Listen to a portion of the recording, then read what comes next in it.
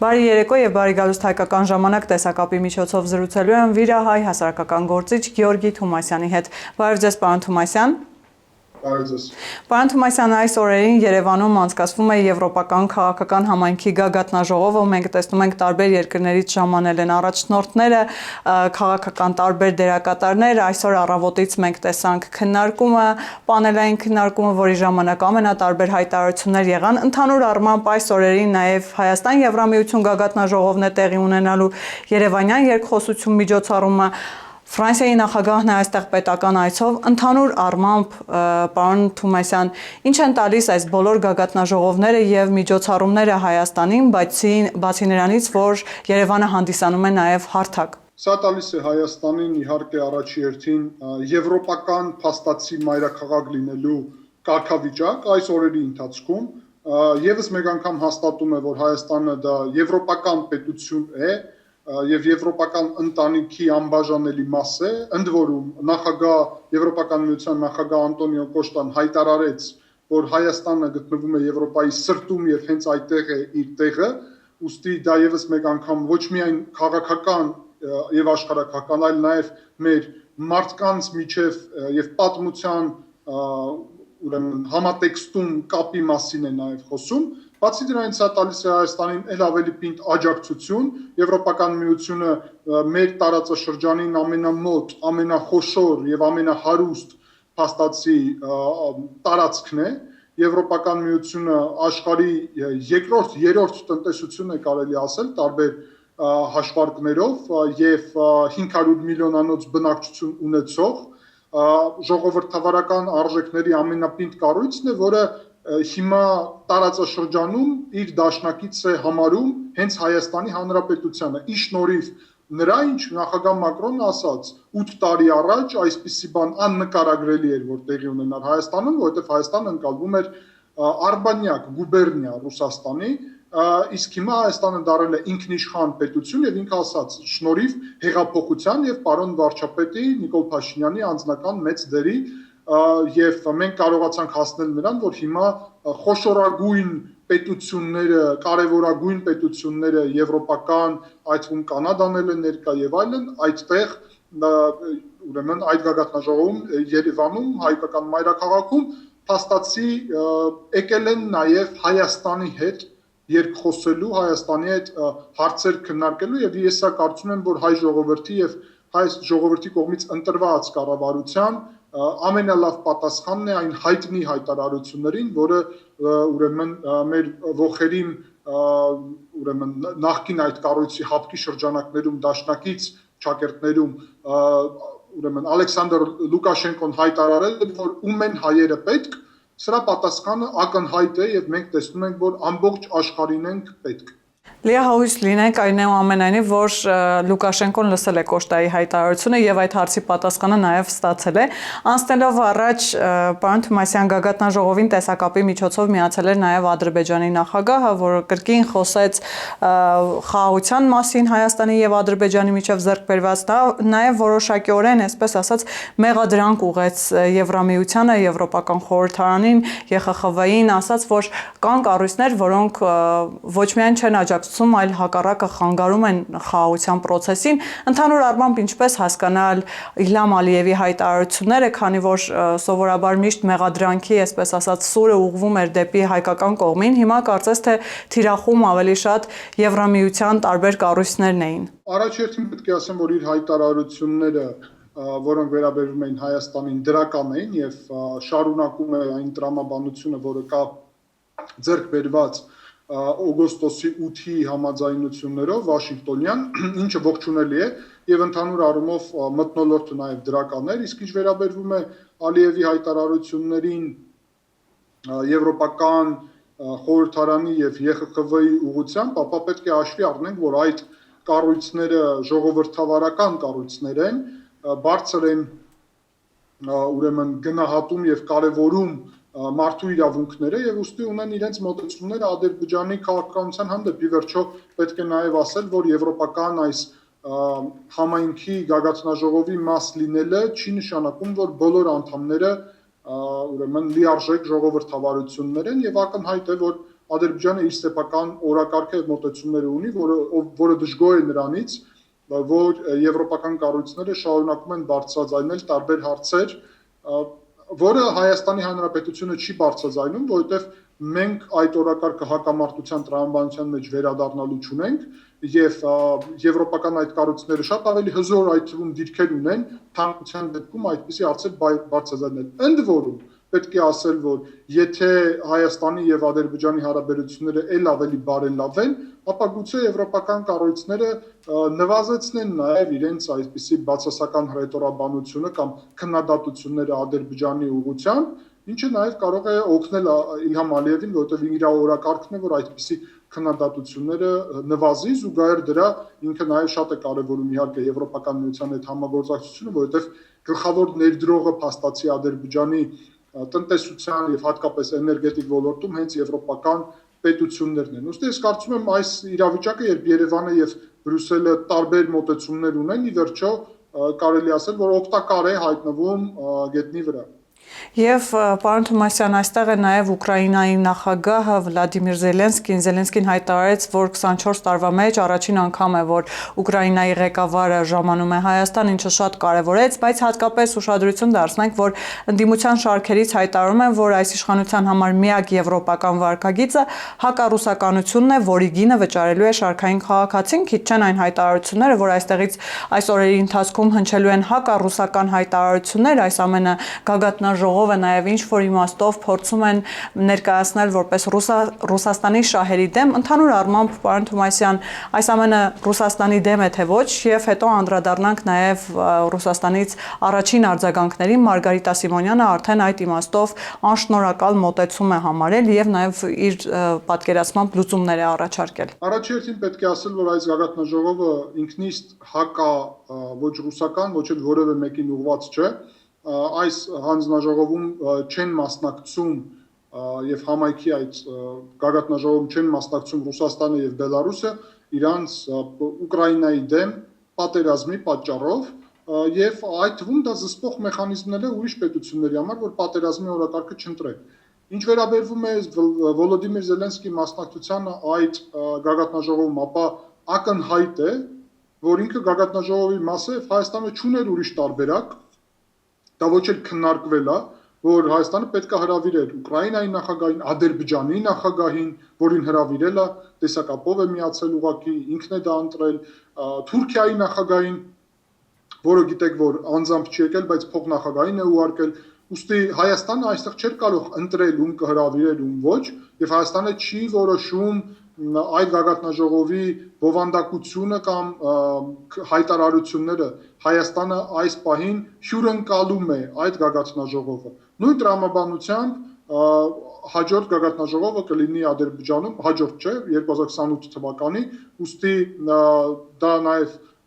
այնտեղ կլինեն տարբեր հայտարարություններ եւ այլն, ուստի որևէ ձև սա Ռուսաստանի դեմ ուղղված չի, հակառակը Վարդապետ Փաշինյանը վերջերս Մոսկվայում հայտնի իր զրույցի ընթացքում Ռուսաստանի նախագահ Վլադիմիր Պուտինի հետ ակնհայտորեն ցույց տվեց, որ Հայաստանը ձգտում է կայուն եւ լավ հարաբերություններին Ռուսաստանի հետ, բայց այդ հարաբերությունները չեն կարող լինել մեր ինքնիշխան եւ մեր բալանսավորված եւ բալանսավորման արտաքին քաղաքականության հակասող։ Ուստի ես կարծում եմ, որ դա ամեն ինչ շատ ճիշտ է եւ ես պետք է արձանագրեմ այստեղ, որ բայց հայ-ռուսական հարաբերությունները ունեն թշնամի։ Եվ այդ թշնամին են հայ ազգի ներկայացուցիչները, ազգանուն կրող ավելի ճիշտ որ ասեմ, որոնք Ռուսաստանի գործակալական ցանցն են ներկայացնում, որոնք իրենք հենց գնում են եւ Ռուսաստանին ասում են, որ Հայաստանը հակառուսական իբրև որակարգ ունի եւ իրենք են փորձում Ռուսաստանից նաեւ հրհրել, գրգռել Ռուսաստանին, որ ինչ որ քայլեր անի Ռուսաստանը հակահայկական, մենք տեսնում ենք ինչպես են իրանք Վալդբերիսի եւ Օզոնի դեպքում հայտարարություն անում, ես այսօր էլ կարդացի մի քանի իրանց ռոպագանդիստների հայտարարությունը, դե տեսեք հիմա Հայաստանին ինչ է սպասում, այս մարդիկ Հայաստանի մասին խոսելիս այնպես է խոսում, ոնց որ Հայաստանը իրանց թշնամական պետություն լինի, բայց իրանց ազգանունները Յանով կամ մեկ-մեկ Օվով է ավարտվում, ճիշտ է, նախկինում Յան են ունեցել, փոխել են, այսինքն մենք գործ ունենք ակնհայտորեն հայկական պետության թշնամիների հետ եւ հայ-ռուսական հարաբերություններում ես դա Ռուսաստանին էլ եմ ասում, բոլոր հարթակներով եւ կասեմ նաեւ, եթե Ռուսաստանը ուզում է Հայաստանի հետ լավ հարաբերություններ ունենալ, ապա այս գործակալական ցանցի ազդեցությունը պետք է նվազի, պետք է զրոյանա եւ իրանք պետք է հաշվի չառնվեն իրենց կարծիքները, որովհետեւ իրանց պատճառով է, որ հարաբերությունները վատթարանում են կամ կարող են վատթարանալ։ Հայկական ազգանուն ունեցող անհատներից մեկը նույնպես հանդես է եկել Ռուսաստանի դիրքերից, Մարգարիտա Սիմոնյանը, նախ ասում է, որ Ուկրաինայի նախագահին Հայաստանում հյուրընկալելը անշնորհակալ քայլ է Հայաստանի կողմից, բառացի մեջբերեմ, որին մենք այնքան անգամ ենք փրկել, եւ հետո ասում է ժամանակն է մտածել այդ երկրում ռուս բնակչության եւ մեր շահերի պաշտպանության մասին։ Եթե ոչ Վլադիմիր Վլադիմիրիչը, ապա նրա հաջորդը հաստատ ստիպված կլինի միջոցներ ձեռնարկել։ Ինչ միջոցների մասին է խոսքը եւ ինչ Ռուսաստանի քաղաքացիների եւ նրանց պաշտպանության մասին է խոսքը, պարոն Թումասյան։ Առաջի հերթին արեք այստեղ արձանագրենք, որ ուրեմն հայ ժողովուրդը ամենաշնորհակալն է եղել, երբ Ռուսաստանի բոլոր այն լավ քայլերի համար պատմականորեն, որը Ռուսաստանը արել է։ Նույնիսկ հայ ժողովուրդը այդքան շնորհակալ է եղել, որ չափից դուրս է շնորհակալ եղել եւ չի նկատել, որ Ռուսաստանը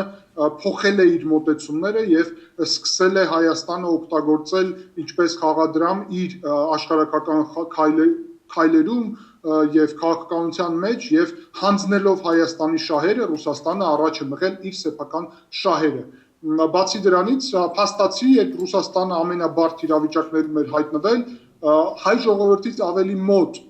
ժողովուրդ եւ պետություն չկար։ Չնայած դրա Ռուսաստանը չկարողացավ գտնել ջերմուկը Հայաստանի Հանրապետության տարածքում։ Չնայած դրա Ռուսաստանի գործակալ Արշակ Կարապետյանը այստեղ ուրեմն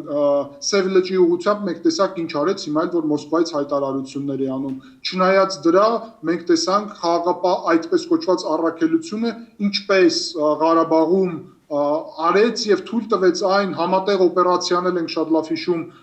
Շոյգուի եւ ուրեմն Թուրքիայի իր գործընկեր պաշտպանության նախարարի հետ հայտարարած ամեն ինչ հայ ժողովուրդը շատ լավ հիշում է, ուստի եթե Ռուսաստանը իրոք մտածում է անշնորհակալի մասին, ապա ես կասեի, որ Ռուսաստանն է անշնորհակալ, որովհետեւ հայ ժողովուրդը այնպիսի աջակցություն է Ռուսաստանին տվել, որը որևէ մեկը չի տվել պատմության մեջ եւ որևէ մեկ պետություն, բայց դա ուղղակի նշանակում է, որ Ռուսաստանը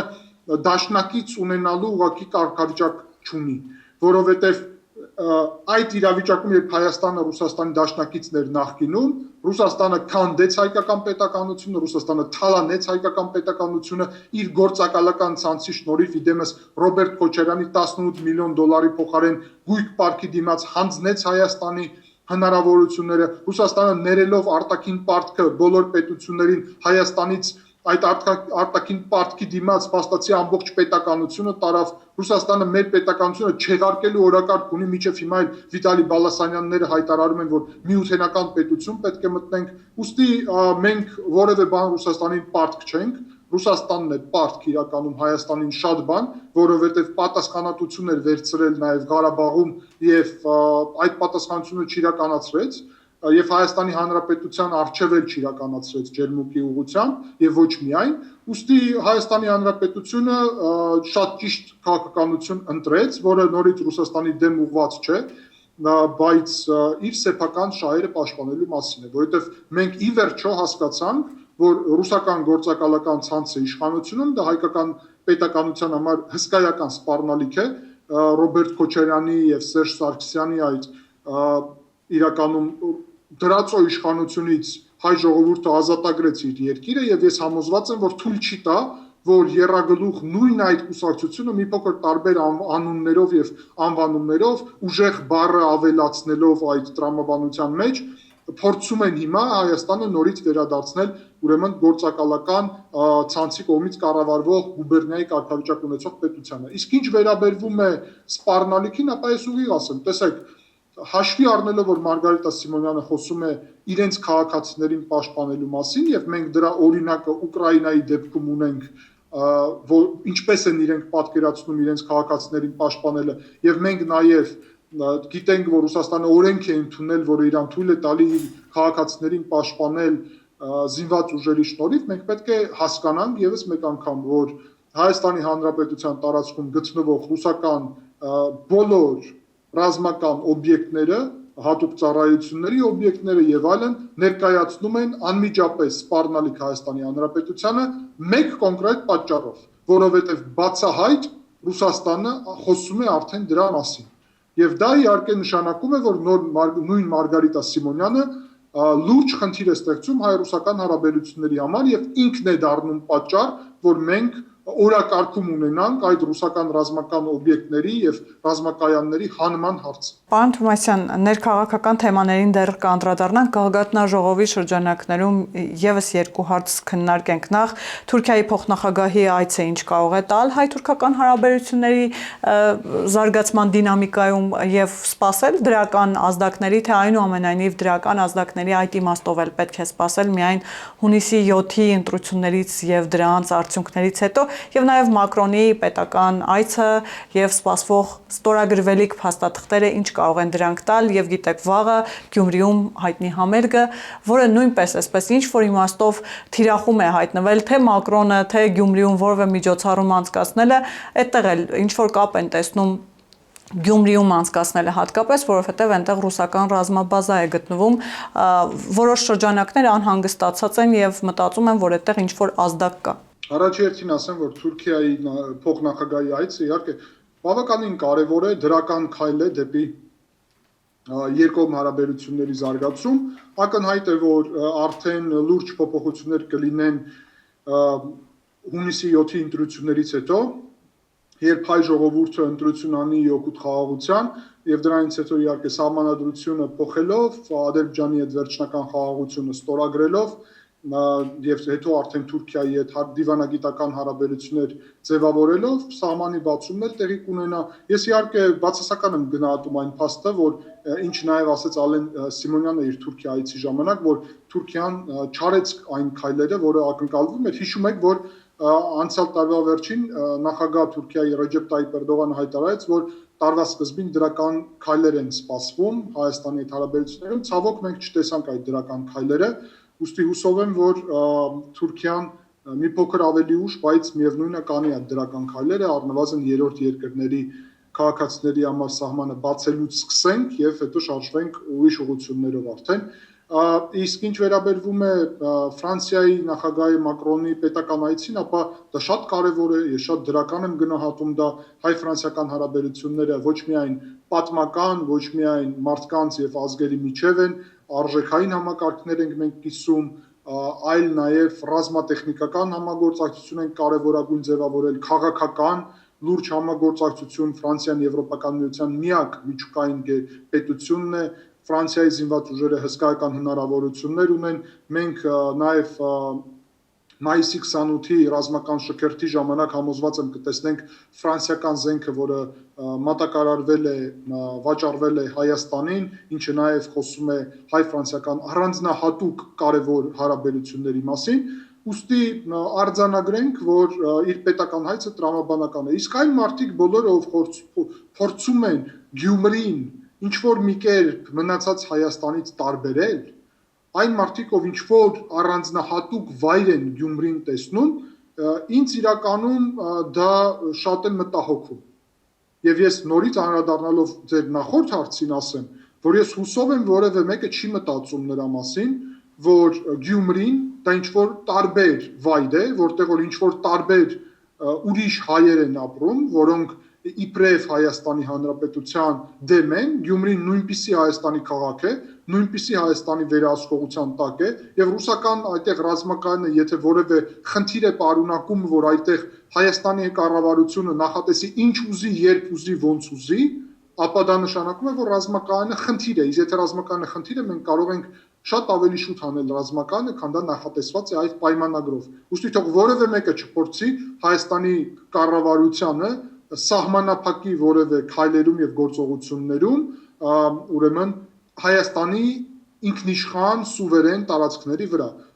Չմոռանան թող բոլորը, որ Ռուսաստանի Դաշնության զորքերը այստեղ հրավիրված են եւ իրանք հյուրի կարգավիճակով են գտնվում Հայաստանում։ Իսկ Հայաստանի Հանրապետության քաղաքացիները միայն մեկ իրավական հիմք ունեն ծառայելու միայն մեկ պետության, դա Հայաստանի Հանրապետությունն է։ Եթե որևէ քաղաքացի ուրիշ պետության, Հայաստանի քաղաքացին ուրիշ պետության շահերն է սպասարկում, ապա դա արդեն պատշաճ մարմինների գործունեություն է։ Ուստի թող բոլորը շատ լավ մտածեն այդ առումով, որովհետև ես նաև տեսնում եմ ինչ որ թեզեր, որոնք ուզում են գուցե նախապատրաստել հիմք, որ Գյումրին այսպիսի պրոռուսական կամ ուրիշ ձևի Հայաստան հռչակվի, ինչը շատ վտանգավոր է,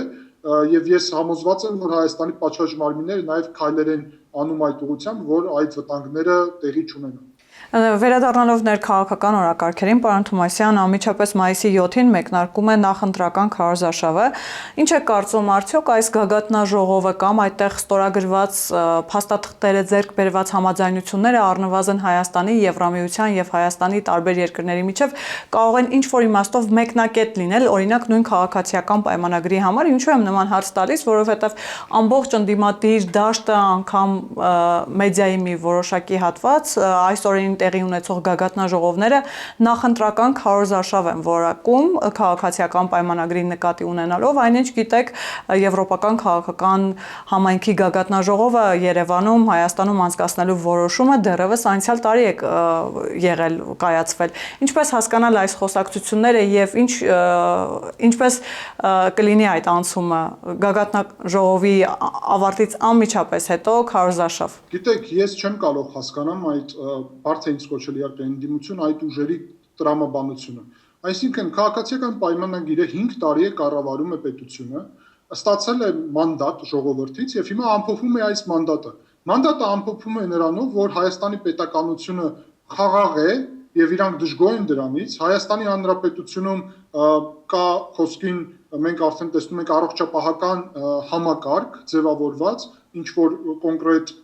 սեգմենտի համար, բաժնի համար, մեր քաղաքացիների, դրանով են դժգոհ, թոշակը բարձրացվում է, դրանով են դժգոհ, բայց այդ թոշակը բարձրացվում է բյուջեից, իսկ քաղաքացիական պայմանագիրը կարողացել է այդպիսի բյուջե ձևավորել։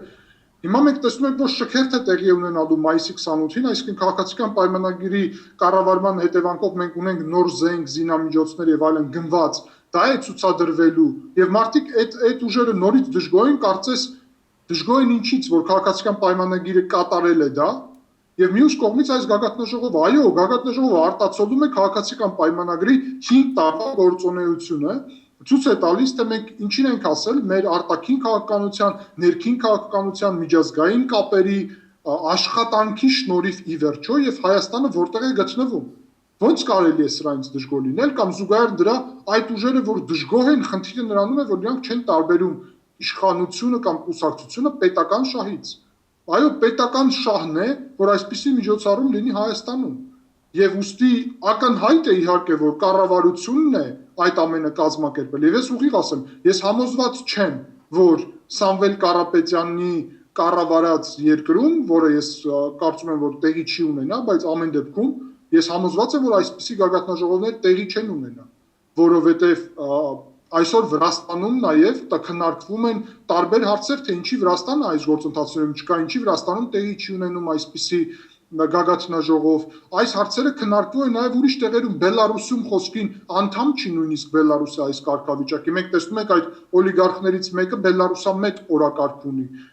Տեսնում ենք իրենց օրակարգը նաև, որոնք միայն Ռուսաստանին այստեղ թրիփ ծրագրի մեջ բերելու մասն է խոսում։ Հիշում եք J.D. Vance-ի այցի ժամանակ էլ ասում են դա էլ է նախընտրական։ Եթե իրանք թրիփ ծրագրի մեջ Ռուսաստան են հրավիրելու Չինաստան եւ Իրան, չի լինի թրիփ ծրագիր, չի լինի J.D. Vance-ի այցը։ Ուստի ես պնդում եմ, որ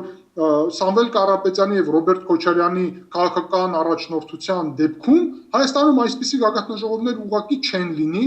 որովհետեւ իրենք բացահայտ չեն ཐակցնում, որ իրենց օրակարգը Ռուսաստանի, Չինաստանի եւ Իրանի դաշնակից լինելն է, այսինքն բռնապետական պետությունների։ Իսկ քաղաքացիական պայմանագիրը վարում է ճիշտ քաղաքականություն։ Մի կողմից մենք Ամերիկայի եւ Եվրոպայի հետ խորացնում ենք արժեքային մեր հարաբերությունները, որովհետեւ մենք այդ ընտանիքի մաս ենք։ Մյուս կողմից մենք շատ ճիշտ դիվանագիտական աշխատանք ենք ծավալում Ռուսաստանի, Չինաստանի, Իրանի հետ եւ այդ մարդիկ նույնիսկ դժգոհ են, որ մենք Իրանի հետ էլ լավ հարաբերություններ ունենք։ Դժգոհ են, որ Ռուսաստանի հետ հարաբերությունները չեն վատթարանում։ Դժգոհ են մյուս կողմից, որ մենք Չինաստանի հետ են կարողանում լավ զարգացնել հարաբերությունները։ Դժգոհ են, որ հարևան պետությունների հետ են կայունացրել։ Այսինքն ես ուզում եմ ասեմ, որ այդ ուժերին ես ընդդիմություն չեմ համարում, որովհետև իրանք ոչ թե քաղաքացիական պայմանագրի ընդդիմության մեջ են գտնվում, իրանք Հայաստանի Հանրապետության ընդդիմությունն են։ Այնուամենայնիվ, քանի որ խոսեցիք ու շեշտեցիք խաղաղությունը, պարոն Թումասյան, տեսեք, անգամ այս պայմաններում, օրինակ նույն ուժեղների ուժը շահարկում է այսպես պատերազմի անոնս է անում, խոսում են 300,000 ադրբեջանցիների այսպես թե վերադառնալու մասին, ընդ որում թե ադրբեջանական կողմից, թե հայկական կողմից արձագանքում են եւ նշում են, որ նման օրակարգ երկու կողմում էլ ոչ քննարկվել է, ոչ քննարկվում է։ Իրենք պարբերաբար նման թեզեր են բերում եւ նաեւ երևակայական թշնամիներ են ստեղծում։ Օրերս օրինակ Սամվել Կարապետյանը հայտարարում էր լոռին փրկելու մասին, ասում էր ամեն ինչ պիտի անեն, որ լոռին փրկեն։ Այս մեդիա մանիպուլյացիաների եւ առհասարակ այդ մանիպուլատիվ թեզերի շահարկումների, այսպես ասած, շահարկումներից ինչպես պիտի քաղաքացին հասկանա եւ տարանջատի ճիշտը սխալից, թացը չորից, որովհետեւ դաշտում քիչ չեն նման ինֆորմացիաները նույն ադրբեջանցիների վերադարձի մասին եւ շատ այլ նման մանիպուլատիվ թեզեր նույն Թուրքիայի հետ կապված։ Գիտեք, առաջերտին սկսենք նրանից, որ այդ թեզը իրանք որ տարածում են, իրանք նաև Հայաստանի Հանրապետության դեմ են քայլանում։ Ես անկեղծ ասած կուզեի, որ Հայաստանում այդ թեման չքննարկվեր, որովհետև այդ թեման ադրբեջանական թեզ է, որը մենք չէ, իրենք բերելով ներքաղաքական օրակարգ սպասարկում են Ադրբեջանի շահը։ Իսկ այդ թեման քննարկելը Հայաստանի Հանրապետության շահի մեջ չի մտնում։ Հայաստանի վարչապետը հստակ ասել է, որ Հայաստանը վերադարձների թեման չի քննարկում եւ չի քննարկելու։ Զուգահեռ դրա պետք է ասել, որ իրանք երբ Ղարաբաղի հայերի վերադարձի թեմա են քննարկում, իրանք են նաեւ հիմք տալի Ադրբեջանին այդ թեման քննարկել ադրբեջանցիքի մասին։ Ուստի այդ ուժերը համ Ադրբեջանին են օգնում, համ Հայաստանի դեմ են գործում։ Եվ այդ ամենը փաթեթավորում են ինչպես հայրենասիրություն։ Զուգահեռ դրա Ալեն Սիմոնյանը, վարչապետը, Փաշինյանը ուրեմն բացահայտ հայտարարություններ ասացին, այսինքն ելով պետք է հերքի այդ փաստը, այն էլ դա հերքվում է ոչ միայն ներքաղաքական, այլ միջազգային առումով։ Այդպիսի օրակարգ չկա։ Հայաստանի Հանրապետությունը իր 29743 քառակուսի կիլոմետրում միջազգայինորեն ճանաչված ինքն է ինքնիշխան։ Մենք ենք որոշելու այդ տարածքում ինչ ենք անում։ Ուստի այդտեղից է գալի, որ Հայաստանը չի մեկնաբանում այդ տարածքից դուրս իրավիճակը, որովհետև բոլորին հորդորում է, բոլորին, որ այդ 29743 քառակուսի կիլոմետրում թող ուրիշները զերծ մնան որևէ բան որոշելուց եւ ուստի ոչ մի բան փրկելու այդտեղ չկա, որովհետեւ կա խաղաղություն լեգիտիմության հիմքի վրա, ինչը շատ կարեւոր է, այսինքն այդ տարածքը ես որ նշեցի, դա ոչ թե նրանից է, որ դա պատմական տարածք է, պատմական շատ էլի տարածքներ կարելի է նշել։ Դա լեգիտիմություն է կոնկրետ միջազգային իրավունքի համատեքստում եւ բոլոր հարևանները մենք ճանաչում ենք իրանց տարածքային ամբողջությամբ, իրանք մեր։ Ուստի դա շատ վտանգավոր թեզ է, շատ վնասակար նաեւ ես հուսով եմ, որ այդ թեման նաեւ չի լինի ներքաղաքական օրակարգում։ Մյուս կողմից Լորվա մարզի հետ կապված այդ հայտարարությունը ես ենթադրում եմ, որ ինչ որ կապ ունի օրերս կեղծ լուր տարածելու հետ, որը Վրաստանում, այսպես ասեմ, դեղին պրեսաներ տարածել զարմանալի կեղծ լուր Ջիլիզա գյուղի հետ կապված, որը գտնվում է հայ-վրացական սահմանում, իբրև Հայաստանը պետք է փոխանցի կամ պատրաստվում է փոխանցել Վրաստանին։ Ես տեսա, որ դա կեղծ լուր էր, ես Վրաստանում միանգամից դրան արձագանքեցի, կապնվեցի այդ ԶԼՄ-ների հետ, հետո ուրիշ ԶԼՄ-ներ էին տարածել եւ հերքեցին դա, ուրեմն փոխեցին իմ հորդորով եւ միջամտությամբ այդ հոդվածները եւ հարցը լուծեցինք։ Զուգահեռ դրա երկիր մեդիան եւ մի քանի ուրիշ դաշնակցական եւ Քոչարյանական այդ պարբերականները Հայաստանում արդեն տարածել էին, որ Փաշինյանը նոր տարածք է հանձնում ճակերտներում։ Այսինքն ակնհայտ է իրանց գլխավոր թեզը, որ իրանք ուզում են այդ թեզը կեղծ օգտագործել, չկա այդպիսի օրակարգ, Նազելի Բաղդասարյանը վարչապետ Փաշինյանի մամլոքարտուղարը նաև բացահայտ ասեց, շատ պարզ մեկնաբանեց, որ այդպիսի չի քննարկվել, չի քննարկվում, չի քննարկվելու, ուստի Լորվա մարզի հետ կապված ենթադրում եմ, որ իրանք դա նկատի ունեն, որովհետև այդ թեզը Հայաստանի ներքաղաքական օրակարգում շատ զարմանալիորեն հայտնվեց միանգամից եւ հղում էին անում վրացական ԶԼՄ-ների վրա, իսկ վրացական ԶԼՄ-ները հղում էին անում հայկական ԶԼՄ-ների վրա եւ մի խոսքով այդտեղ շատ այսպիսի կեղծ լուր հիբրիդային պատերազմի միջոց է իրականում սա եւ ակնհայտ է որ այս թեզերը փորձում են օգտագործել վարչապետ Փաշինյանին թիրախավորելու նպատակով։ Հայ ժողովուրդը, Հայաստանի Հանրապետության քաղաքացին պետք է վստահի իր սեփական աչքերին եւ իր սեփական նաեւ տեսածին Հայաստանի Հանրապետությունում, այլ ոչ թե որևէ մեկի խոսքերին եւ խոստումներին։ Արդեն երկար ժամանակ է վարչապետ Փաշինյանը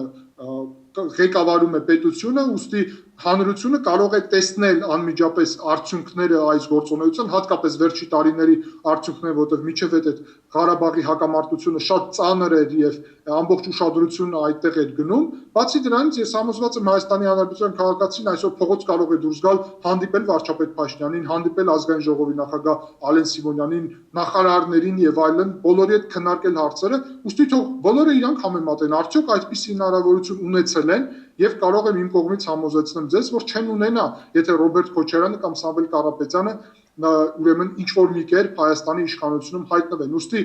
այդ իրավիճակը, որը այսօր կա, ամենալավ գիտի Հայաստանի Հանրապետության քաղաքացին, ինչպես էր ինքը իրան զգում Ռոբերտ Քոչարյանի եւ Սերժ Սարգսյանի իշխանության ժամանակ եւ ինչպես է հիմա ինքը զգում։ Կլինի դա հարկերի համակարգը, թե կլինի դա ուրեմն այդ կաշառքի համակարգը, կլինի դա բանակի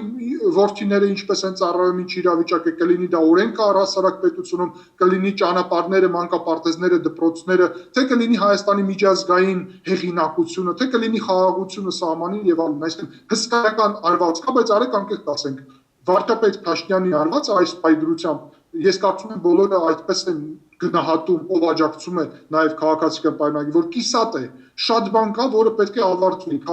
տրիպ ծրագիրը պետք է իրականություն դառնա, խաղաղության պայմանագիրը պետք է ստորագրվի, այդ փուլը բարենոր փոխումների, որը սկսվել է, պետք է իր տրամաբանական գագաթնակետին շատ գործեր կան, որը վարչապետ Փաշինյանը պետք է ավարտի եւ ես համոզված եմ, որ հաջորդ 5 տարվա ընթացքում հիանալի եւ հսկայական առաջընթաց կունենանք, որովհետեւ հիմքերը արդեն երևում են եւ պատկերացրեք, որ այդպիսի տրամաբանությամբ 5 տարին եւս Հայաստանը ինչքան կարող է հզորացնել եւ օգնել, որ իրական Հայաստանը դառնա իրական խաղաղ, իրական անվտանգ եւ իրական հայաստանցին դառնա հարուստ, կրթված, զարգացած եւ անկախ եւ ինքնիշխան, ինչը ամենակարևորն է։ Շնորհակալ եմ, պարոն Թումասյան։ Ես եմ շնորհակալ։ Հիշեցնեմ, որ զրուցակիցս Վիրահայ հասարակական գործիչ Գեորգի Թումասյանն էր, կհանդիպենք։